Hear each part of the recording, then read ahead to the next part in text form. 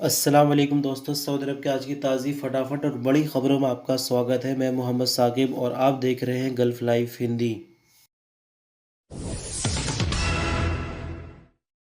आज के इस न्यूज़ बुलेटिन की शुरुआत आज की सबसे बड़ी खबर से करेंगे। सऊदी मिनिस्ट्री ऑफ हेल्थ ने इतवार से सभी सऊदी शहरी और यहाँ रहने वाले अजनबियों को कोरोना वैक्सीन की दूसरी खुराक देना शुरू कर दी है। हर उम्र के ग्रुप के वो लोग जो पहली खुराक ले चुके हैं उन्हें दूसरी खुराक दी जा रही है। अल अरबिया नेट के मुताबिक मिनिस्ट्री ऑफ हेल्थ ने ट्विटर के अपने बयान में कहा कि हर उम्र के लोगों को वैक्सीन की दूसरी खुराक दी जा रही है। सेहती ऐप के जरिए तारीख और वक्त लेकर वैक्सीन की दूसरी खुराक लगवा सकते हैं। सऊदी मिनिस्ट्री ऑफ हेल्थ ने वैक्सीन की पहली डोज लेने वालों के लिए दूसरी डोज लेने का टाइमिंग बढ़ा दी थी, यानी पहली डोज की जो डेट थी उसको कैंसिल कर दिया था। वजह ये बताई थी पहली वैक्सीन का जो ऑपरेशन है उसको बड़े पैमाने पर शुरू करना है, यानी मैक्सिमम लोगों को कम से कम पहली वैक्सीन लग जाए। इसी के चलते जिनकी दूसरी डेट्स थी उनको कैंसिल कर दिया गया था, लेकिन फिलहाल आपको बता दें कि दोबारा से इस प्रोग्राम को शुरू कर दिया गया है। अब हर उम्र के लोग दूसरी वैक्सीन के लिए अप्लाई कर सकते हैं जिन्होंने पहली वैक्सीन ले ली है, और जिन्होंने एक भी वैक्सीन नहीं ली है वो पहली वैक्सीन के लिए अप्लाई कर सकते हैं। आपकी जानकारी के लिए बता दें कि अब तक सऊदी भर में 587 से ज़्यादा सेंटर से 19 मिलियन से ज़्यादा वैक्सीन की डोजेज दी जा चुकी हैं। सऊदी अरब की मिनिस्ट्री ऑफ ह्यूमन रिसोर्सेज ने इस साल के लिए प्राइवेट और पब्लिक सेक्टर के लिए ईद की छुट्टियों का ऐलान कर दिया है। सऊदी अरब की सरकारी न्यूज एजेंसी एसपी के मुताबिक मिनिस्ट्री का कहना है कि सरकारी वर्करों की ईद की छुट्टी की शुरुआत बुध यानी 14 जुलाई 4 जिलहज्जा 1442 हिजरी की ड्यूटी ख़त्म करने के बाद शुरू हो जाएगी, यानी बुधवार तक ड्यूटी करनी होगी सरकारी वर्करों को। जुमरात से उनकी छुट्टी शुरू हो जाएगी। छुट्टी का जो आखिरी दिन होगा वो इतवार 25 जुलाई यानी 15 जिलहज्जा होगा। मिनिस्ट्री का आगे कहना है कि सरकारी विभाग सोमवार 26 जुलाई यानी 16 जिलहज्जा 1442 हिजरी को दोबारा खुल जाएंगे। बात करते हैं प्राइवेट सेक्टर की, प्राइवेट कंपनियों की, तो इनके लिए जो ईद की छुट्टियां हैं वो सिर्फ 4 दिनों की होंगी। जैसे कि 18 जुलाई यानी 8 जिलहज्जा और इतवार का दिन, यानी इस दिन लास्ट ड्यूटी होगी। उसके बाद से 4 छुट्टियां होंगी और 4 छुट्टियों के बाद फिर से दोबारा ड्यूटी शुरू हो जाएगी। यानी प्राइवेट सेक्टरों में 18 जुलाई की ड्यूटी करनी है, उसके बाद 19, 20, 21, 22 यानी 4 दिनों की छुट्टी होगी और 5वें दिन फिर से ड्यूटी पर जाना होगा। बाकी सरकारी कंपनियों के लिए छुट्टी 11 दिन की होगी। सऊदी अरब के पासपोर्ट डिपार्टमेंट यानी जवाज़ात ने एक बार फिर से सऊदी शहरियों को खबरदार किया गया है वो ऐसे किसी भी सऊदी शहरी अजनबी को हज वाली जगहों पर पहुंचाने की बिल्कुल भी कोशिश ना करे जिनके पास इस साल का हज का परमिट ना हो। सबक न्यूज़ के मुताबिक पासपोर्ट डिपार्टमेंट ने कहा कि जो शख्स बिना हज परमिट वाले किसी भी शख्स को हज की जगहों पर पहुंचाने की कोशिश करते हुए पकड़ा जाएगा उस पर 6 महीने तक की कैद और 50,000 रियाल तक का जुर्माना लगेगा।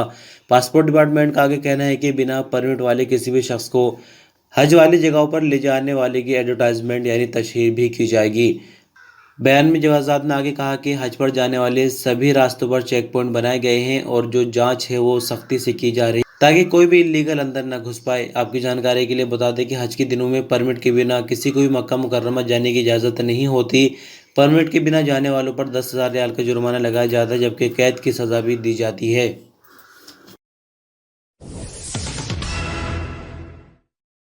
सऊदी मिनिस्ट्री ऑफ हेल्थ के मुताबिक बीते 24 घंटों के दौरान कोविड-19 के नए मामले 1,112 रिकॉर्ड पर आए, जबकि नई रिकवरी 1,189 रही। बीते 24 घंटों के दौरान ही 13 नई मौत हुई है, जिसके बाद कुल मरने वालों की तादाद बढ़कर 7,976 हो जाती है। एक्टिव मामलों की बात करेंगे तो इनकी तादाद 10,805 है, जिनमें से 1,418 क्रिटिकल केस है। अब तक सऊदी भर में 5,01,195 लोगों में कोरोना पाया जा चुका है, जबकि 4,82,414 लोग कोरोना से ठीक भी हो चुके हैं। सऊदी अरब के मिनिस्ट्री ऑफ इस्लामिक अफेयर ने मैदान अरफात में मस्जिद नमरा और मुजदलफा में मस्जिद अल मशर अल हराम में नए कालीन बिछवा दिए हैं। सबक न्यूज़ के मुताबिक 32,000 स्क्वायर मीटर से कहीं बड़े एरिया में कालीन बिछवाए गए हैं। आपकी जानकारी के लिए बता दें कि हाजी 9 जिलहज्जा को हज का सबसे बड़ा रुकन मैदान अरफात में अदा करते हैं। इस मौके पर सबसे ज़्यादा भीड़ मस्जिद नमरा में होती है। यहाँ से इमाम व खतीब हज का खुतबा देते हैं, जिसे दुनिया भर में देखा और सुना जाता है। हाजी 9 जिलहज्जा को सूरज ढलने के बाद मगरिब की नमाज पढ़े बिना ही मुजदलफा के लिए रवाना हो जाते हैं, जहां वो रात गुजारकर सुबह सवेरे मीना का रुख करते हैं।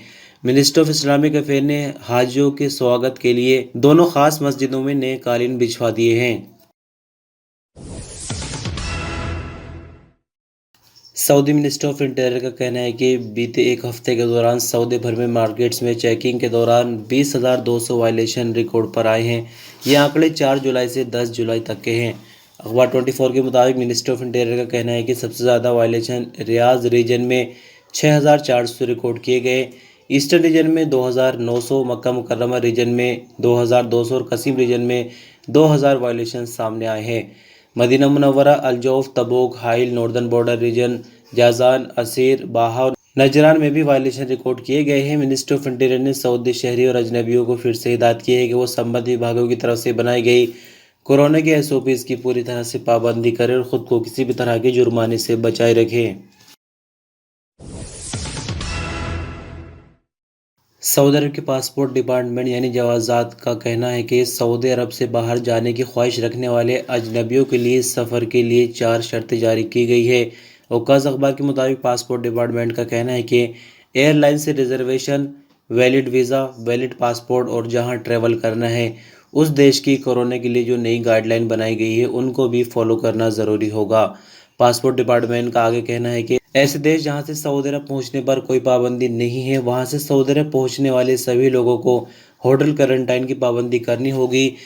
इससे वो लोग बाहर होंगे, यानी होटल क्वारंटाइन उनको नहीं करना होगा जिनके लिए पहले ऐलान किया जा चुका है, लेकिन जो कोरोना के लिए एसओपीज़ बनाई गई मिनिस्ट्री ऑफ हेल्थ की तरफ से उनकी पाबंदी सभी को करनी होगी।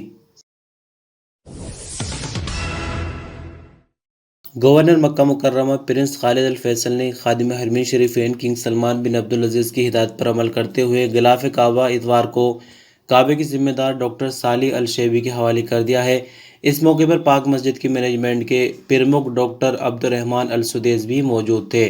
सऊदी अरब की सरकारी एजेंसी एसपी के मुताबिक गिलाफ काबा हवाले करने और वसूल करने की कार्रवाई बाकायदा रिकॉर्ड पर लाई गई है। डॉक्टर अब्दुर्रहमान सुदैस और डॉक्टर अल शेबी ने कागजों पर दस्तखत भी किए हैं।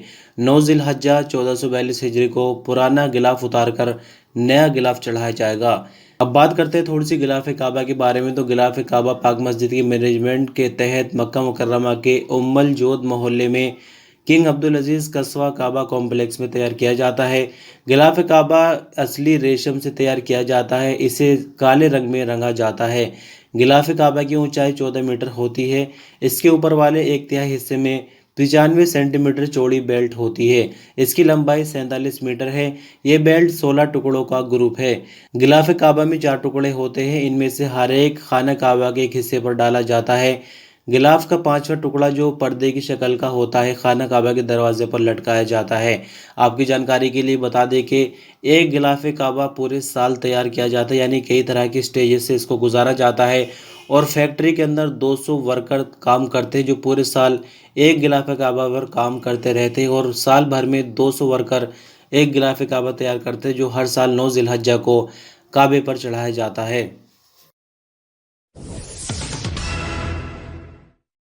सऊदी मिनिस्ट्री ऑफ हेल्थ के प्रवक्ता डॉक्टर मोहम्मद अल अवदाली ने ईद उल अजहा की छुट्टियों के दौरान कोरोना केसेस बढ़ने की वार्निंग दी है।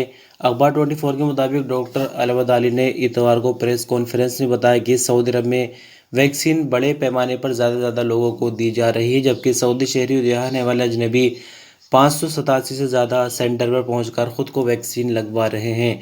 मिनिस्टर ऑफ हेल्थ के प्रवक्ता ने कहा कि इस साल के शुरू में सोसाइटी में कुछ लोगों की लापरवाही की वजह से कोरोना के केस बढ़ गए थे, जबकि ईद उल फितर के मौके पर भी कोरोना के पॉजिटिव केसों में बढ़ोतरी देखने को मिली। उन्होंने आगे कहा कि जिस तरह से हमारे सामने ईद उल अजहा का त्यौहार है तो इसमें भी उम्मीद ये है कि कोरोना के केस बढ़ सकते हैं, लेकिन अगर हम सख्ती से जो एसओपीज़ उनकी पाबंदी करें और किसी पार्टी वगैरह में हिस्सा लेने से बचे, यानी पूरी तरह से जो एसओपीज़ बनाई गई उनकी अगर हम पाबंदी करें तो ईद उल अजहा के मौके पर भी कोरोना के नए केस नहीं बढ़ेंगे। साथ ही डॉक्टर अलावद अली का कहना है कि आने वाले दिनों में भी अगर लोगों में वैक्सीन लगवाने का रुझान बढ़ता रहा, यानी इसी तरह से वैक्सीन लोग लगवाते रहे और एसओपीज़ का पालन करते रहे, तो जाहिर सी बात है कि जो नए मामले हैं उनमें गिरावट आएगी और जो एक्टिव मामले हैं उनकी भी तादाद घटती जाएगी।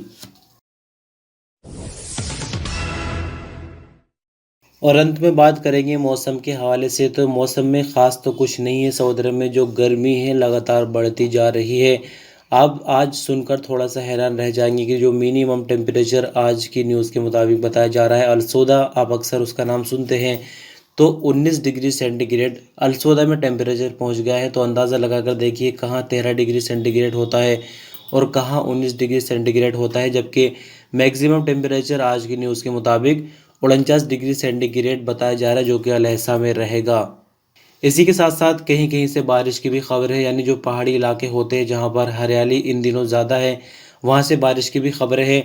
बीते दिन की हम बात करेंगे थोड़ी-सी, क्योंकि यहाँ पर एक अनुमान के आधार पर बताया जाता है, लेकिन कल की जो बिल्कुल पक्की खबर है उसके बारे में थोड़ा-सा आपको बताएँगे। सऊदी अरब के 5 शहरों में कहाँ पर कैसा टेम्परेचर रहा।